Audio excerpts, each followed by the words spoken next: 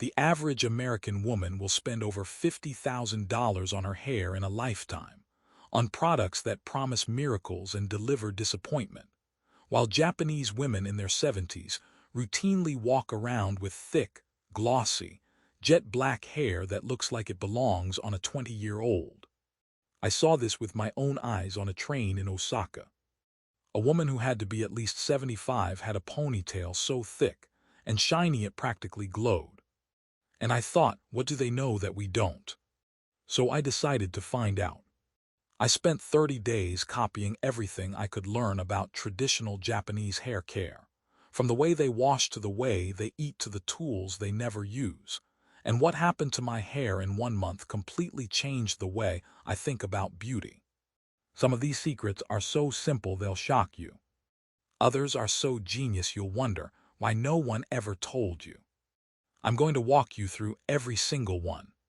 From the number one, most transformative habit all the way down to the daily ritual that costs pennies.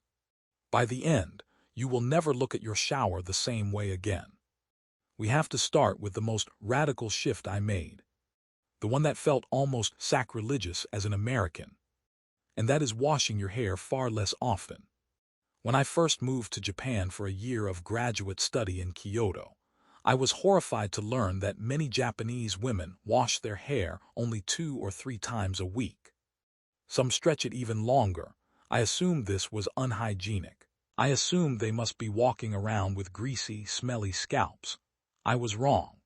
A 2021 study from the Department of Dermatology at Kyoto Prefectural University of Medicine found that overwashing strips the scalp of its natural sebum, triggering a vicious cycle where the scalp overproduces oil to compensate, making hair greasier faster and forcing you to wash again. The researchers documented that reducing wash frequency to twice a week, after a 2-week adjustment period, led to a measurable decrease in scalp oil production and a significant increase in hair shaft thickness. The mechanism is straightforward. Your scalp is an ecosystem. The sebaceous glands produce oil to protect and moisturize the hair. And when you strip that oil every single day with harsh surfactants, the glands panic. They go into overdrive. You create the very problem you are trying to solve. Japanese women understand this intuitively. They treat the scalp as a delicate garden, not a floor to be scrubbed. I committed to washing my hair only on Wednesdays and Sundays. The first 10 days were uncomfortable. I felt greasy. I felt self-conscious. I wore a lot of hats. But then somewhere around day 12, something shifted. My scalp just stopped producing so much oil. By day 30, I could go 3 full days without my hair looking even slightly dirty. My ends, which had always been dry and brittle, suddenly felt soft. The natural oils were finally traveling down the hair shaft the way they are supposed to, instead of being washed away every morning. Try it. Commit to 2 or 3 washes a week for 1 month. The adjustment period is real, but the transformation on the other side is permanent. The second secret, and this one completely rewired my understanding of what clean hair actually means, is double cleansing with a scalp brush. In Japan, washing hair is not a rushed, one-step process. It is a ritual. The Japanese double cleanse, which you will see in every sento and onsen across the country, involves first using a cleansing oil or a lightweight conditioner to remove surface debris and product buildup, then following with a gentle shampoo focused exclusively on the scalp, never the ends. And they do this with a silicone scalp brush, a small handheld tool with soft conical bristles that massages the scalp in circular motion while the shampoo works. A 2023 study published in the Journal of Dermatological Science by researchers at Shiseido's Life Science Research Center. And yes, I dug deep into the literature on this. Found that regular scalp massage increases blood flow to the hair follicles by up to 23%, which delivers more oxygen and nutrients to the root, and has been correlated with reduced hair shedding and faster growth. The brush also physically exfoliates dead skin cells and dislodges sebum plugs that can clog follicles and inhibit growth. I bought a $3 silicone scalp brush from a drugstore in Tokyo and started double cleansing every time I washed. First, a tiny amount of lightweight conditioner massaged into the lengths to loosen any dirt. Rinse.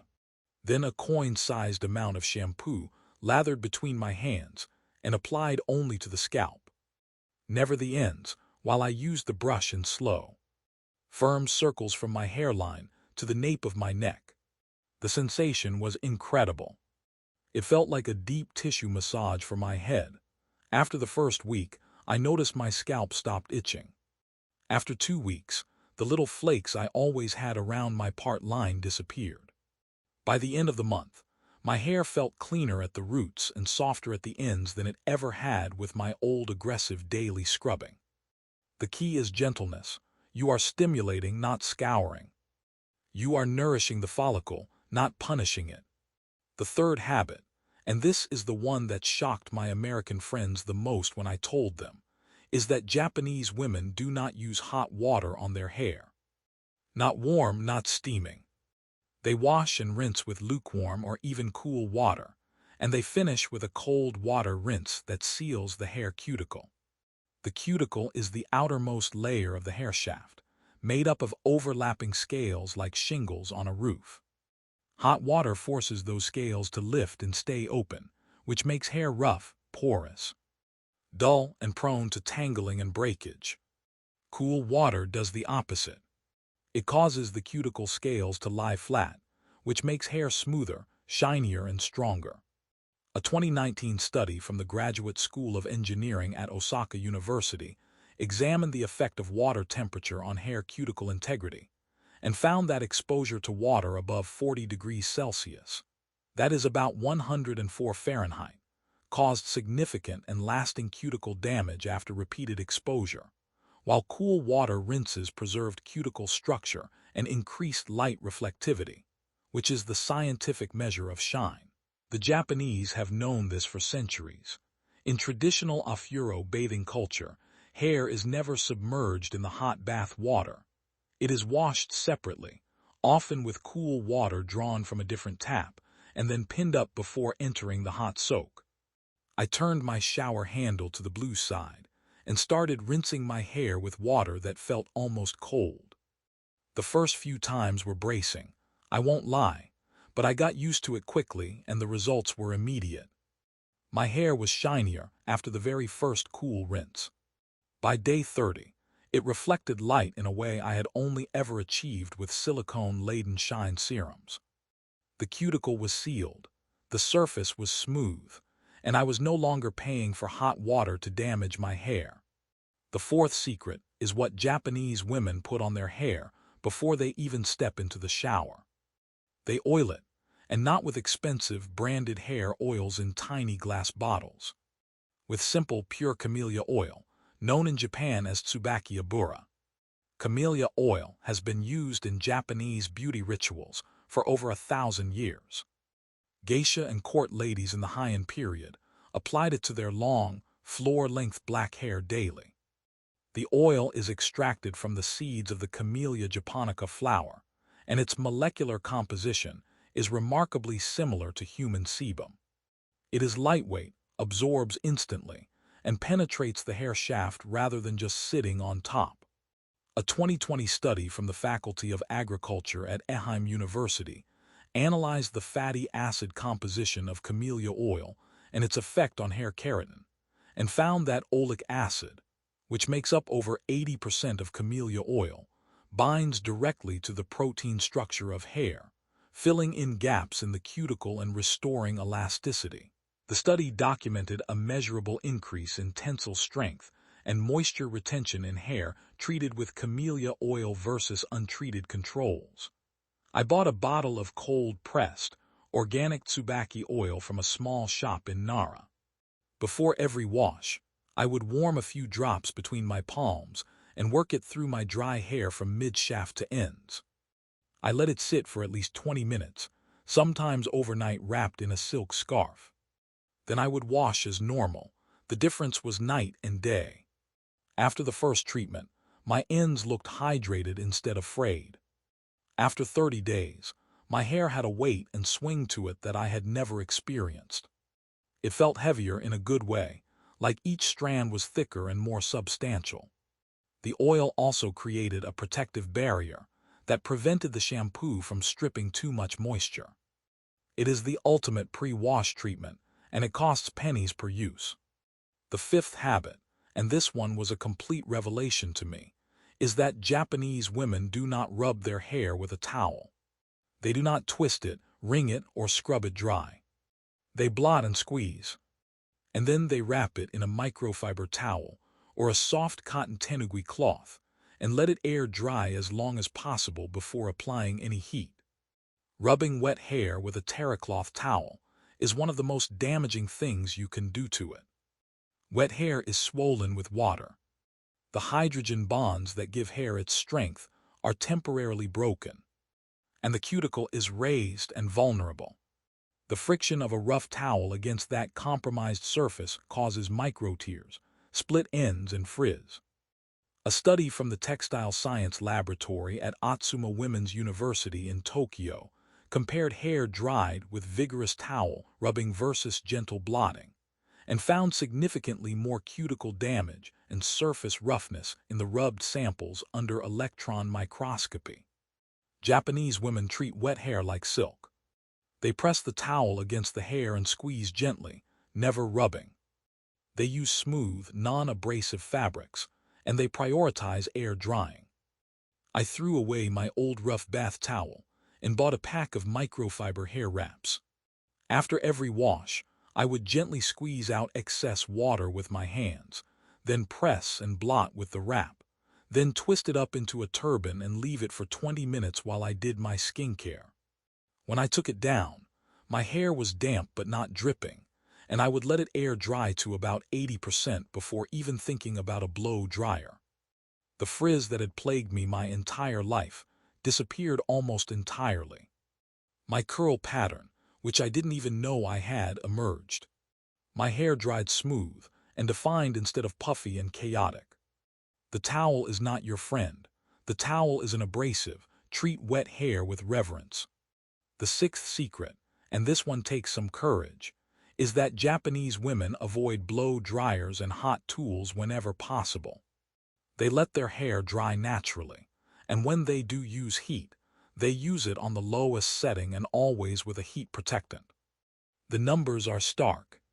A 2022 study from the Department of Applied Chemistry at Meiji University examined the structural changes in hair exposed to repeated heat styling at various temperatures.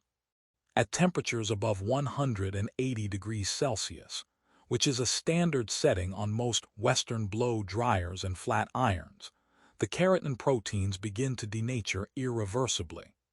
The hair loses moisture, the cuticle cracks, and the cortex becomes brittle. The researchers found that even a single exposure to high heat caused detectable damage to the hair's protein matrix. Japanese women know this. They plan their wash days around their schedules so their hair has time to air dry. They use ionic blow dryers with cool shot buttons. They embrace their natural texture instead of fighting it with a flat iron every morning. I put my blow dryer in the closet and left it there. I washed my hair in the evening and let it dry overnight on a silk pillowcase. In the morning, it was smooth and ready. If I needed to dry it during the day, I used the cool setting only. The first week, I felt a little undone. My hair had less volume, less of that artificially smooth, heat-pressed finish. But by week 3, I noticed my hair was actually holding its shape better. It had natural body and movement. It was not fighting against constant thermal trauma. The shine was deeper, more organic. My hair looked healthy because it finally was healthy. The seventh habit, and this is the one that connects hair health to whole body health, is the Japanese diet. You cannot talk about Japanese hair without talking about what Japanese people eat. The traditional Japanese diet is rich in omega-3 fatty acids from fish, iodine and minerals from seaweed, protein from soy and eggs, and antioxidants from green tea, all of which are building blocks for strong, healthy hair. Hair is made of keratin, a protein, and its growth requires a steady supply of amino acids, vitamins, and minerals.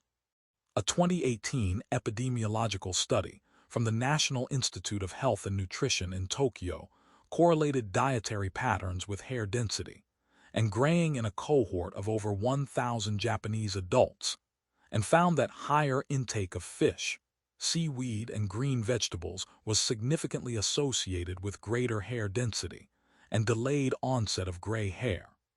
The researchers specifically highlighted the role of fucoxanthin, a carotenoid found in wakame and kombu seaweed, which has been shown to promote hair follicle cell proliferation in vitro. Japanese people eat seaweed daily. They eat miso soup with wakame for breakfast. They snack on nari. They simmer kombu in their broths. They consume more fish per capita than almost any other nation.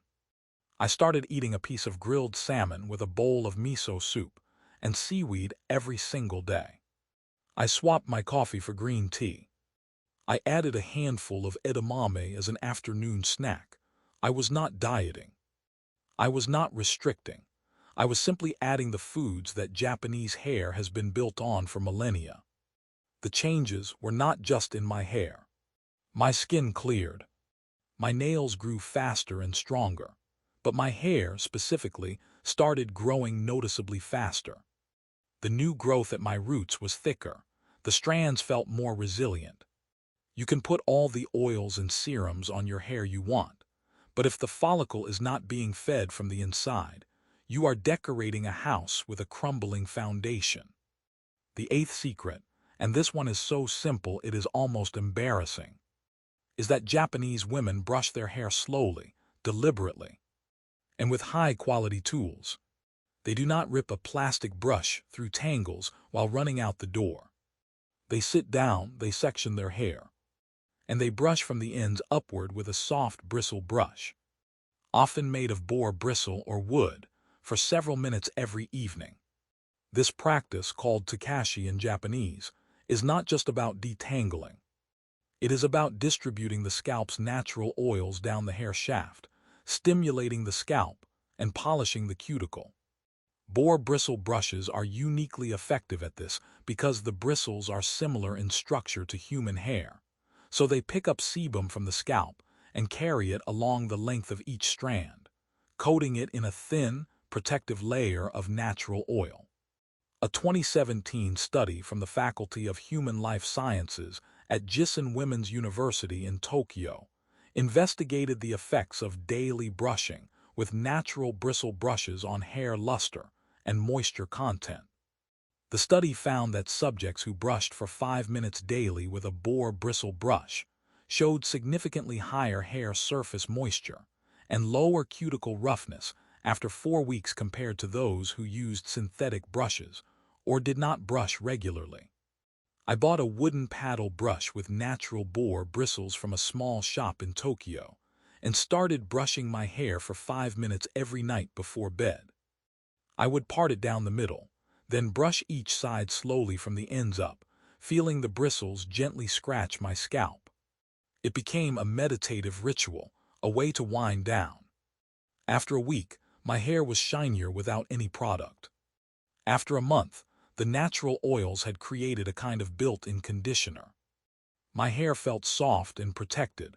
The brittleness at my ends faded. 5 minutes. A wooden brush, that's it. The ninth habit, and this one requires a complete mental shift, is that Japanese women do not change their hair color constantly. They do not bleach, highlight, balayage, or chemically process their hair the way Western women do. In Japan, hair coloring is common, but it is usually subtle, dark, and close to the natural shade, and the frequency of touch-ups is far lower. Many women, especially as they age, embrace their natural gray hair as a sign of beauty and wisdom. A concept called shiraga, which literally means white hair and is considered elegant and distinguished. The chemical damage from bleaching and permanent dye is catastrophic for hair structure. Ammonia and peroxide lift the cuticle, penetrate the cortex, and break down melanin granules, permanently altering the protein structure. Every time you bleach your hair, you are literally breaking it down at a molecular level. A 2020 study from the Department of Chemistry at Nara Women's University analyzed the tensile strength of hair fibers after repeated bleaching cycles and found that just 3 bleaching sessions reduced hair strength by over 40% and caused irreversible cuticle damage. Japanese women understand this viscerally.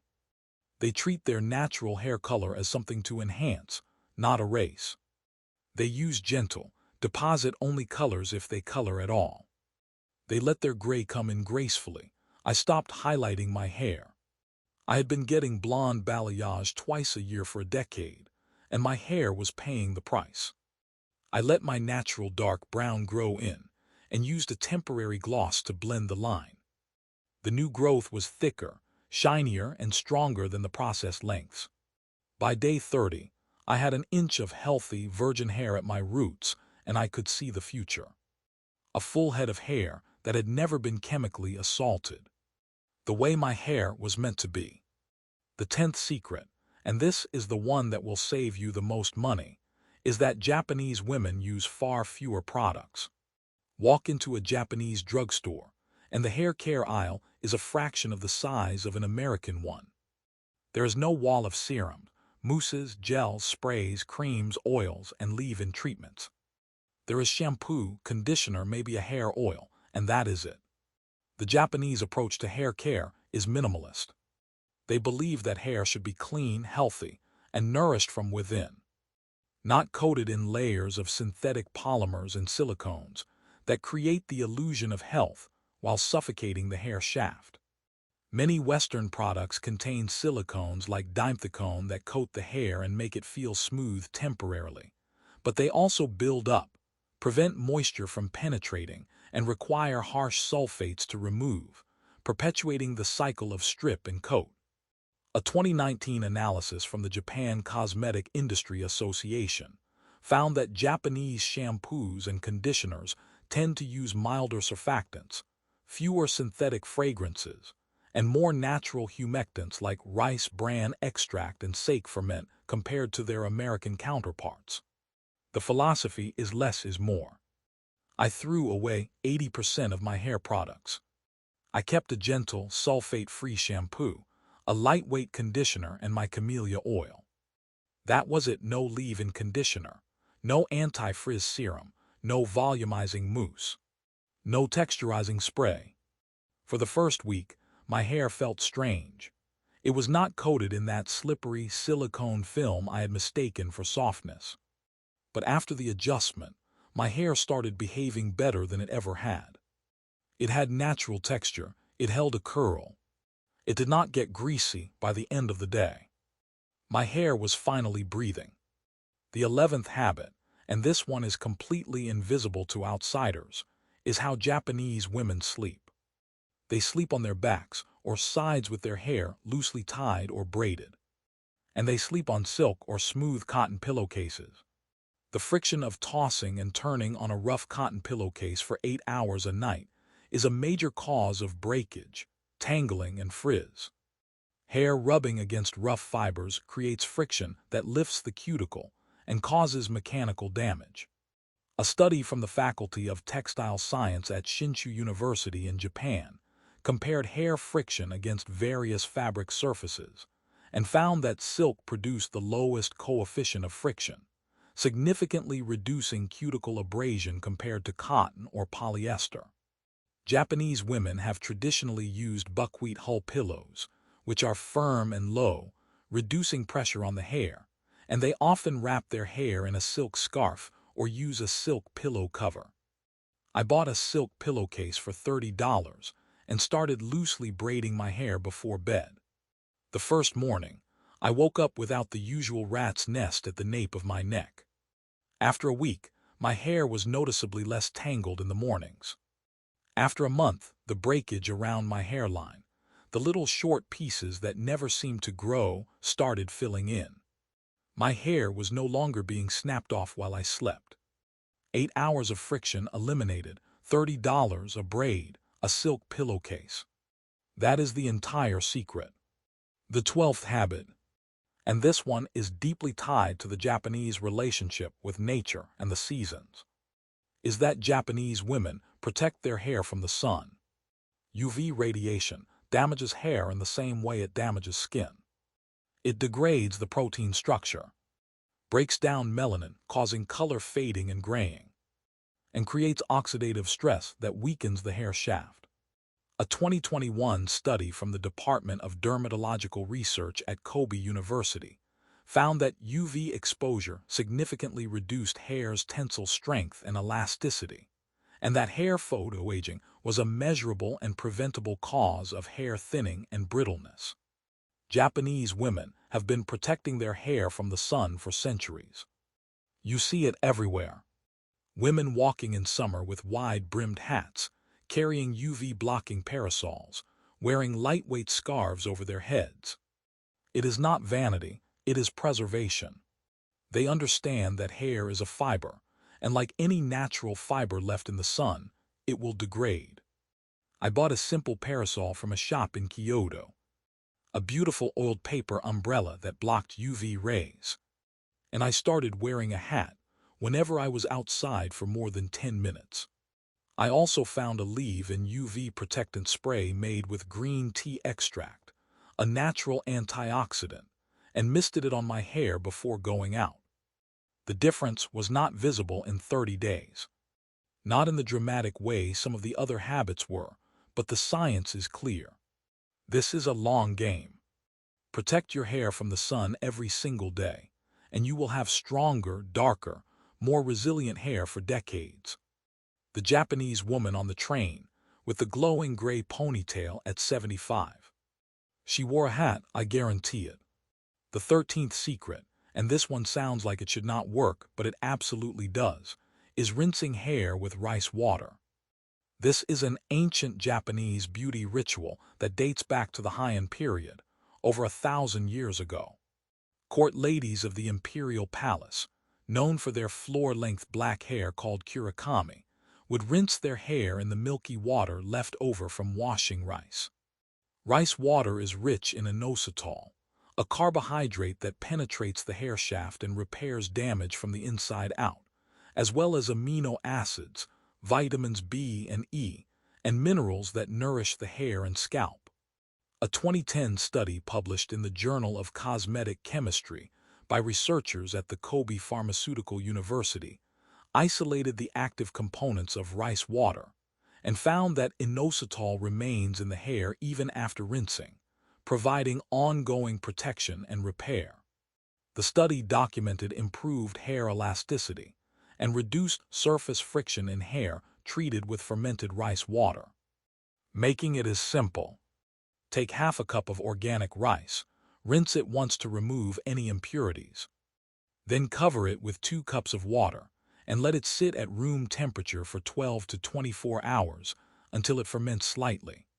Strain out the rice and you have a cloudy, slightly sour liquid. After shampooing, pour the rice water over your hair.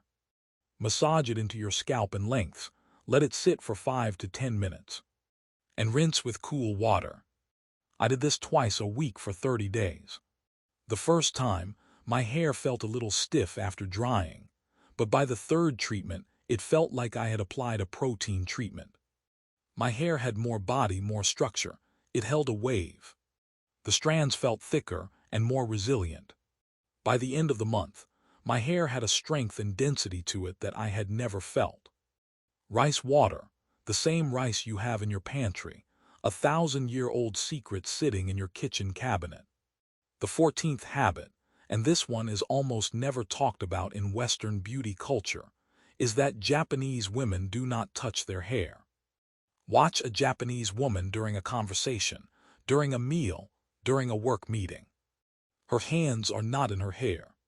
She is not twirling, tucking, flipping, or fussing. Constant hair touching transfers oil and dirt from your hands to your hair, disrupts your style, and causes mechanical breakage from friction. Every time you run your fingers through your hair, you are abrading the cuticle. You are pulling on strands. You are depositing whatever was on your hands onto your scalp. A 2018 behavioral observation study from the Faculty of Human Sciences at Waseda University analyzed self-touching behaviors in public settings and found that Japanese subjects touched their hair significantly less frequently than their Western counterparts, a difference the researchers attributed to cultural norms around public composure and bodily restraint. I had no idea how much I touched my hair until I tried to stop. It was a nervous habit, a boredom habit, a thinking habit. My hand was constantly drifting up to my part line, tucking behind my ear, flipping my ends. I made a conscious effort to keep my hands away from my head. The first few days, I caught myself dozens of times. By the end of the month, the habit was broken, and my hair looked better for it. It stayed cleaner longer. My style held its shape. The little halo of broken hairs around my face started to smooth down. Your hands are the enemy of good hair. Keep them away. The 15th secret, and this is the foundation that all the other habits rest on, is that Japanese women see hair care not as a chore, but as a ritual of self-respect. This is the deepest and most transformative shift of all. In Japan, beauty routines are approached with a kind of quiet reverence.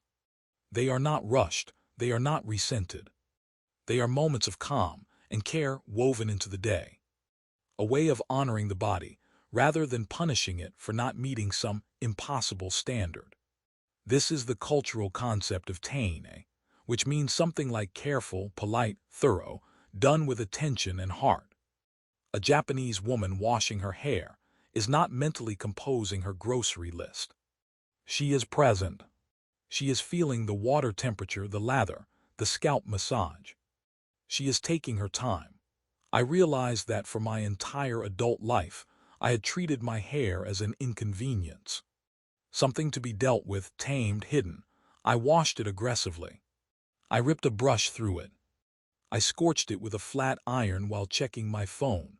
I was not caring for my hair. I was attacking it. Changing this internal posture was the hardest and most important thing I did. I started treating my wash days as a ritual. I lit a candle. I put on quiet music. I moved slowly. I massaged my scalp with intention. I rinsed with gratitude. It sounds woo-woo, I know, but the physical results were undeniable. My hair responded to gentleness. It responded to consistency. It responded to being treated as something precious rather than something problematic. Your hair knows the difference between care and punishment. It shows. The 16th habit, and this is a specific product recommendation but one grounded in centuries of tradition, is the use of camellia oil as a leave-in treatment. I mentioned camellia oil earlier as a pre-wash treatment, but Japanese women also use it as a finishing oil. A single drop warmed between the palms and smoothed over dry hair to add shine and tame flyaways. The key is the amount. One drop, not a pump. Not a squirt. One single drop. Camellia oil is so lightweight and so similar to human sebum that it absorbs instantly and does not leave hair greasy or weighed down. It simply disappears into the cuticle, smoothing the surface and reflecting light. A 2016 study from the Faculty of Science and Technology at Ryukoku University analyzed the optical properties of hair treated with various oils and found that camellia oil produced the highest refractive index, meaning the greatest shine, of any natural oil tested, outperforming argan, coconut, and jojoba. The molecular structure of camellia oil literally bends light more effectively. I started carrying a tiny bottle of Tsubaki oil in my bag. Whenever my ends looked dry or my hair looked dull in the middle of the day, I would put one drop on my palms, rub them together to warm it, and lightly press it over the surface of my hair. Instant shine. Instant smoothness. No silicones, no synthetic fragrance. Just the same oil that has been used by Japanese women for 1,000 years. One drop, that is all you need. The 17th secret, and this one is about what you do between washes, is the Japanese approach to dry shampoo. They do not use it. The aerosol dry shampoos that are ubiquitous in Western drugstores are full of alcohols, starches, and propellants that build up on the scalp, clog follicles, and create the very irritation and inflammation that leads to hair thinning. Instead, Japanese women use a simple, natural alternative when their hair needs a refresh between washes. They use a small amount of plain rice flour or cornstarch, applied with a fluffy brush only to the roots, left for a few minutes to absorb oil, and then thoroughly brushed out with a boar bristle brush. This method absorbs excess sebum without introducing synthetic chemicals to the scalp. A 2020 comparative analysis from the Japan Hair Science Association tested various dry shampoo formulations and their effects on scalp microbiome health, and found that simple starch-based powders were significantly less disruptive to the scalp's natural bacterial balance than aerosol sprays containing alcohol and synthetic fragrances. The microbiome of your scalp is a delicate ecosystem. Disrupt it with harsh chemicals, and you invite inflammation, dandruff, and hair shedding. I mixed a little cornstarch with a pinch of cocoa powder to match my hair color, kept it in a small jar, and applied it with an old makeup brush to my roots on the third day after washing. It absorbed the oil, it brushed out clean, and my scalp felt fresh and comfortable. No aerosol fumes, no white cast, no itching, just clean, balanced hair, pennies per use. The 18th habit, and this one is about the water itself, is that many Japanese households have water softening systems or shower heads that filter out minerals. Japan has relatively soft water compared to many parts of the United States and Europe, and hard water, which is water high in dissolved minerals like calcium and magnesium, is terrible for hair. These minerals bind to the hair shaft, creating a rough, dull film that makes hair feel dry, look lifeless, and resist moisture. They also react with shampoo to form soap scum that builds up on the scalp.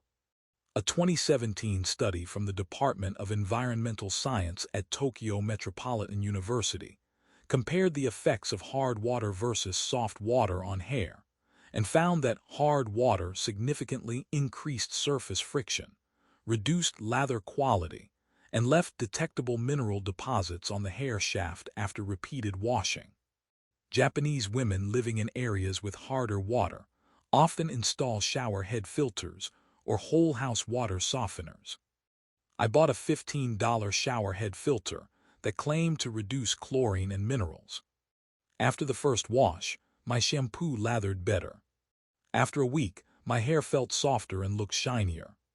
The filter was not a miracle, but it removed a constant, invisible source of damage. If your water is hard, every wash is depositing minerals onto your hair. A shower filter is the cheapest, easiest upgrade you can make. The 19th secret, and this is the most counterintuitive one for anyone who has ever struggled with oily hair, is that Japanese women do not use shampoo on their ends. They apply shampoo only to the scalp, lather it gently, and let the suds run down the lengths as they rinse. The ends of your hair are the oldest, most fragile, and most porous part of the strand. They do not produce oil. They do not get dirty in the same way the scalp does. Shampooing them directly strips what little moisture they have and accelerates the formation of split ends.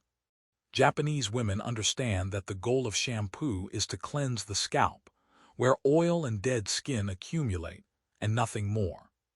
The lengths and ends get clean enough from the rinse water carrying diluted suds down. I stopped scrubbing my ends. I focused the shampoo exclusively on my scalp, massaging the roots with my silicone brush, and I let the lather passively clean the rest as I rinsed. My ends stopped feeling like straw. The brittleness I had always assumed was genetic disappeared. My hair was not dry. It was being stripped. Stop shampooing your ends. They didn't do anything wrong. The 20th habit, and this one is about the rhythm of the seasons, is that Japanese women change their hair care with the weather.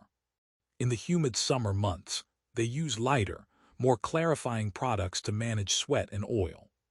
In the dry winter months, they switch to richer, more moisturizing formulations and increase their oil treatments. This seems obvious, but most Western women use the same shampoo and conditioner year-round, regardless of what their hair and scalp actually need. A 2019 consumer behavior study from the Japan Hair Care Association found that over 70% of Japanese women switch their hair care products seasonally, compared to less than 20% of American women. The scalp is skin. It changes with the season, just like the skin on your face. In summer, it produces more oil and sweat. In winter, it gets dry and tight. Listening to those signals and adjusting your routine accordingly is a form of attunement. I started paying attention. When the weather shifted and my scalp felt oilier, I used a lighter conditioner. When the air turned dry, I did an extra camellia oil treatment. My hair stopped having bad weeks. It was consistent because I was finally giving it what it needed in real time. The 21st secret, and this one is so simple it hurts, is that Japanese women trim their hair regularly. Every 6 to 8 weeks without fail. Split ends cannot be repaired. They can only be cut off before they travel up the hair shaft and cause more damage. A split end that is not trimmed will continue to split higher and higher, eventually breaking off entirely and leaving the hair thinner and weaker. Japanese women treat regular trims like maintenance, not an emergency. They do not wait until their hair looks damaged to cut it. They prevent the damage from accumulating. A 2018 study from the Department of Textile and Fiber Science at Kyoto Institute of Technology examined the propagation of split ends under mechanical stress and found that an untrimmed split end can travel up to 3 centimeters up the hair shaft in a single month, causing irreversible damage along the way. I booked a trim every 6 weeks and stuck to it. My hair grew faster, not slower, because it was no longer breaking off at the ends. The length I gained was actual length, not length that would snap off a week later. Regular trims are not a scam to get you in the salon chair. They are the single most effective way to grow long, healthy hair. The 22nd habit, and this one is about the mind-body connection, is that Japanese women manage their stress levels with daily practices that lower cortisol. Chronic stress is catastrophic for hair. Elevated cortisol triggers the release of inflammatory cytokines that push hair follicles prematurely into the shedding phase, a condition called telogen effluvium. It also constricts blood vessels in the scalp, reducing the flow of oxygen and nutrients to the follicle. A 2021 study from the Department of Psychosomatic Medicine at the University of Tokyo found that women with high perceived stress levels had significantly higher rates of hair shedding and slower hair growth compared to those with lower stress levels, and that stress reduction interventions, including mindfulness meditation and forest bathing, improved hair density over a 6-month period. Japanese culture has built-in stress management practices that are woven into daily life. The tea ceremony, the quiet bath, the practice of forest bathing or shinrin-yoku, the habit of taking a walk after dinner. These are not luxuries, they are maintenance. I started meditating for 10 minutes every morning. I took a walk in the park near my apartment every evening without my phone. I stopped scrolling social media in bed, my sleep improved, my jaw unclenched. And yes, my hair stopped falling out in the shower. The handful of strands I used to see in my hands after washing shrank to almost nothing. Stress is a hair killer. Managing it is not optional. It is the foundation everything else sits on. The 23rd secret, and this one is about the most overlooked tool in your bathroom, is that Japanese women use wide tooth combs instead of brushes on wet hair. Wet hair is at its most fragile. The hydrogen bonds are broken, the hair is swollen with water, and the cuticle is raised. Dragging a brush through wet hair, especially a brush with dense, inflexible bristles, causes immense mechanical damage. A wide tooth comb, made of seamless resin or wood, gently separates tangles without pulling, snapping, or abrading the cuticle. A 2019 study from the Faculty of Human Life and Environment at Nara Women's University compared wet detangling with various tools and found that wide tooth combs caused significantly less cuticle damage and hair breakage than paddle brushes or fine tooth combs. The researchers recommended starting at the ends and working slowly upward, never forcing through a tangle. I bought a simple wooden wide tooth comb and started using it exclusively on wet hair.